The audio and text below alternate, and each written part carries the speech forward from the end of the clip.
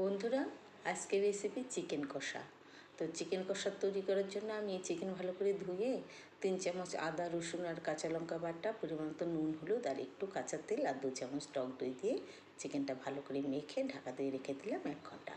এবার পরিমাণ মতন তেল দিয়েছি, তেল গরম করে শুকনো লঙ্কা, এলাচ, দারচিনি, লবঙ্গ আর একটু জিরে ফোড়ন দিয়ে 2টো বড় সাইজের পেঁয়াজ কেটে রেখেছিলাম সেটা দিয়ে দিলাম, আর পরিমাণ মতন নুন, হলুদ দিয়ে দিলাম, আর একটু টমেটো কুচি দিয়ে দিলাম।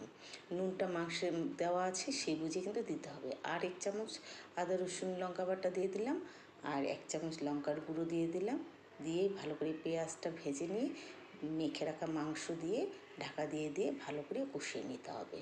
তো মাংস কষানো হয়ে গেছে, প্রায় সিদ্ধ হয়ে গেছে। এবার একটু জল, হালকা গরম জল দিয়ে গরম মশলা দিয়ে ঢাকা দিয়ে কিছুক্ষণ ফুটিয়ে নেব। মাংস সিদ্ধ হয়ে গেলে নামিয়ে নেব। ব্যাস তৈরি। বন্ধুরা, সঙ্গে থাকুন নতুন রেসিপি দেখার জন্যে।